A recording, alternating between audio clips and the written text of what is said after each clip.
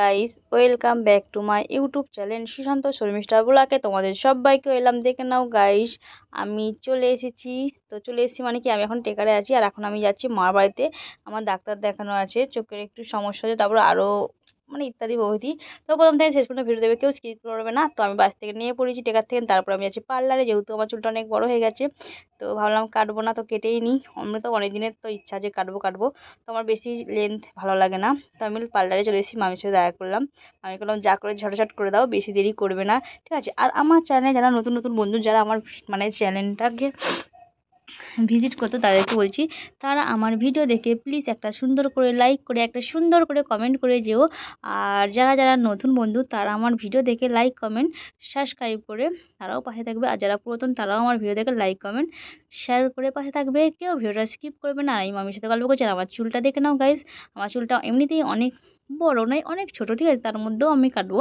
তো আমার বেশ বড় চুল পছন্দ হয় না, আর আমার লেন্থটা অনেক বড় হয়ে গেছে। আমি কেটেছিলাম ভাদ্র মাসে, না আশ্বিন মাসে কেটেছিলাম, তার মধ্যে আবার আরেকবার কেটেছিলাম মাঘ মাসে কেটেছিলাম, তারপরে আবার মাঘ ফাল্গুন চৈত্র মাসে একবার কেটে দিলাম, ঠিক আছে। আর আমার এত বড় চুল একটু সব পছন্দ হয় না, তার জন্য আমি বসে পড়েছি। তো আমার মামি আবার আমাকে চুলটা কাটবে।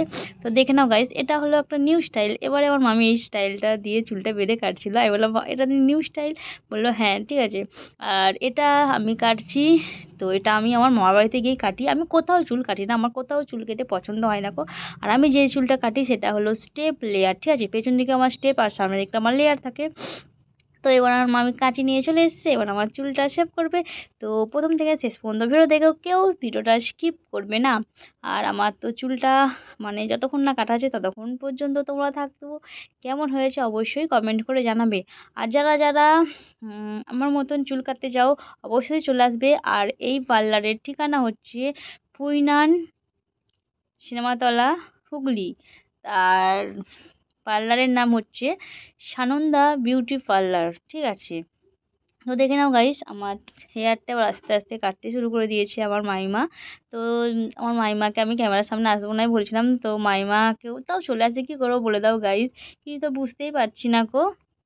দেখে নাও গাইস, আর এত গরম, প্রচণ্ড গরম পড়েছে, তার মধ্যে আমি ঘেমে যাচ্ছি। আর পাখা তো চলেই না, তোমরা তো জানো এসিটা চালানো থাকে, কিন্তু আজকে আর এসিটা মামি চালানি, যেহেতু বেশি গরম পড়েনি তার সত্ত্বে। তো আমার দেখো চুলটা আবার আস্তে আস্তে আর মামি কাটছে, কেটে আবার শেভ করবে। তো তার মধ্যে তার ফাঁকে ফাঁকেও আমি একটু গল্প করেছি মামির সাথে, মামিও গল্প করছে, মানে ফ্যামিলি গল্প হচ্ছে। তো এখানে তো সেই গল্পগুলো তো নিয়ে আসা যায় না, তার জন্যে আমি মিউট করে দিয়েছি। বুঝতেই তো পারছো যে সব সময় সব জিনিসটা দেওয়া যায় না গো, তার জন্যে কপিরাইট রাস্তায় সে না, আমি বাইরের সাউন্ড কিছুই দিই না গো। আমি যেটুকুনি দিই সেটুকুনি ভয়েস কমে দিই, আর যেটুকুনি দেওয়া সেটুকুনি আমি দিই।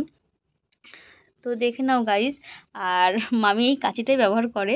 তো চুলটা আবার ক্যাচ ক্যাচ করে কেটে দিচ্ছে। আর আমি তো চুল কোনোদিনও মানে যে চুলটা আমার মানে ওঠে সেই চুলটা আমি ফেলে দিই, ঠিক আছে, আমি রাখি না। আর সবাই দেখি যে চুল দিয়ে থালা বাসন ঘটি বাটি নেয়। আর ওদের কাছে যখন কিছু বিক্রি করতে আসে, আমি যখন বলি যে এই জিনিসটা পছন্দ হচ্ছে আমাকে দাও, আমাকে বলে তোমার চুল নিয়ে আসে। আমি বলি ঠিক আছে, আমি যেখান থেকে কাটিয়েছি সেই চুলগুলো নিয়ে এসে তোমাদেরকে অবশ্যই দিয়ে দেবো। তো পয়সা দিতে গেলেও নেয় না গো, বলে চুল নিয়ে আসতে। আমার তো চুল ছোটো মতন চুল, আর আমি চুলটা খুব আজরাইও না, কিছু নয় গো, যেরকম থাকে সেরকম। আর আমি খুব তেল কম দিই, শুধু এমনিই চান করি। হ্যাঁ, তো দেখে নাও গাইস, আমার মাইমা চুল কাটছে আর গরম হচ্ছে। আমি বলছি তাড়াতাড়ি করো তাড়াতাড়ি করো। আমি প্রথমে ডাক্তারখানায় গেছিলাম, তো আমার একটা প্রবলেমের জন্য সেই ডাক্তারখানায় গেছিলাম। ডাক্তারখানা থেকে এসেছি, আসার পর আমি মানে রাস্তায় নেমেই মামির পার্লার, ঠিক আছে, মামি আমার জন্য ওয়েট করছিল। তো তারপরে আমি বললাম মামি তুমি দাঁড়াও, আমি একটুখানি পরে আসছি। আমি 10 মিনিট পর আবার ওখান থেকে আবার 10 মিনিট হেঁটে আসতে হয় মামির পার্লারে। তো তারপরে পার্লারে এলাম, এসে আমার মামির সাথে আবার মামি বলে তাড়াতাড়ি আয়, নাহলে আমার দেরি হয়ে যাবে। তারপর আমি তাড়াতাড়ি করে গিয়ে ব্যাস বললাম যা করবে তাড়াতাড়ি করো, মানে মামি বেশি দেরি করবে না। তো মামিও তাড়াতাড়ি করে লেগেছে আমার চুলটা কাটার জন্য, উঠে পড়ে আমাকে খালি বলে তুই খালি চুল কেটে ফেলবি, চুল কেটে ফেলবি। হ্যাঁ, তোর চুল বড় হয়ে গেছে না, তোর চুল বড় হয়েছে। আমি হ্যাঁ, একবারে ছোট করে দাও, মানে এত বেশি বড় আমি আর রাখবো না, যেহেতু গরম পড়ে গেছে আর আমার এমনিতেই চুল রাখতে ভালো লাগে না। তবে ধরো এই চুলটা আমি কেটেছি আজকে হলো মানে এটা চৈত্র মাসের লাস্ট দিক করে, চৈত্র বৈশাখ জ্যৈষ্ঠ আষাঢ় শ্রাবণ ভাদ্র মাসের আগেও, তার আগেও শ্রাবণ মাসে একবার কাটবো ভাবছি। তো দেখবে, তো কেমন লাগবে অবশ্যই জানাবে। প্রথম থেকে শেষ পর্যন্ত ভিডিও দেখো। আর ভিডিওটা জানি অনেক বড় হয়ে গেছে, প্লিজ প্লিজ একটু তোমরা একটু দেখো নিও। আর আমার কমেন্ট না কিছুদিন ধরে শো হচ্ছে না, প্লিজ বন্ধুরা কিছু মনে করো না গো, কেন হচ্ছে না আমি বুঝতে পারছি না গো। আর আস্তে আস্তে সবাইকে কমেন্ট করব, কিন্তু এখন শুধু আমি লাইক করে মানে লাইক করো, কমেন্ট করতে পারবো না ভিডিওতে। তো তোমরা কিছু প্লিজ মনে করো না, আমি শুধু লাইক করবো আর ভিডিও দেখে দেবো। আর দেখে নাও গাইজ, তো আমার চুলটা অলরেডি অনেকটাই কাটা হয়ে গেছে বকতে বকতে। আর আমার তো এমনিতেই গরম হচ্ছে, গরমে আমার মুখটা কেমন হয়ে গেছে দেখেছো গাইজ। আর এমনি আমি সকালবেলা রান্না বান্না কাজ টাজ করে তাড়াতাড়ি করে গেছি, গিয়ে দুটো জায়গায় মানে এখনও দুটো জায়গায় গেছি, এখনও একটা জায়গায় যেতে হবে, এক মামার বাড়িতে যেতে হবে।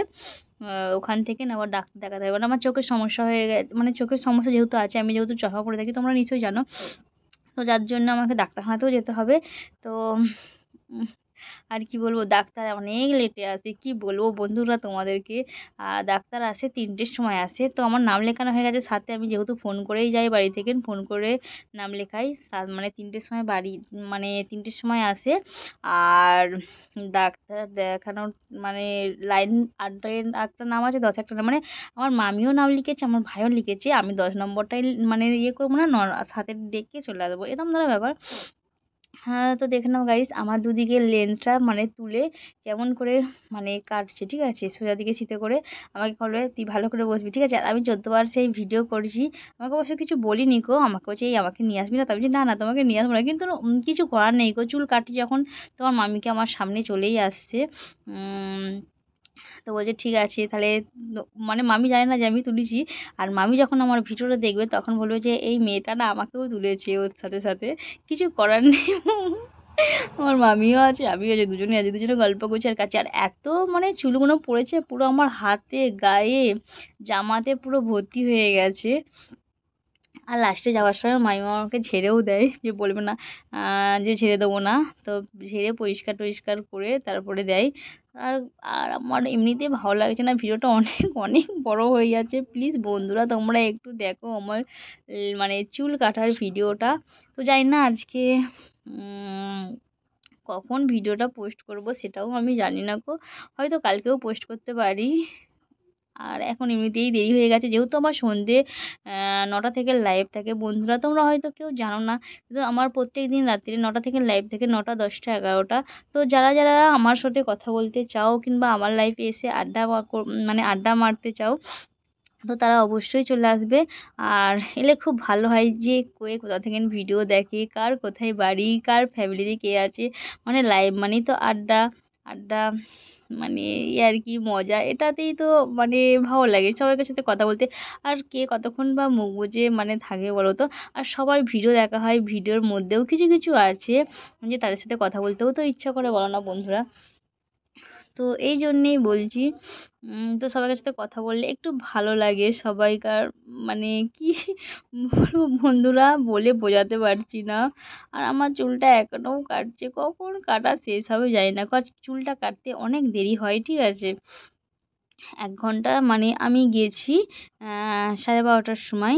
আর আমার লেনটা মানে কেটেছে, যেহেতু 1 ঘন্টার বেশি লাগে, 1 ঘন্টা 20 মিনিট আমার চুলটা কাটতে লাগে, যেহেতু আমার মামি অনেক মানে অনেক ইয়ে করে করে কেটে দেয়, মানে এরম ধরো এত মানে টাইম নিয়ে চুল কাটে না কেউ, তো আমার মামি কিন্তু অনেক টাইম নিয়ে চুলটা কেটে দেয়, চুলটা যতক্ষণ না শেপে না আসে ততক্ষণ ছায় না গো, ততক্ষণ পর্যন্ত কাটে।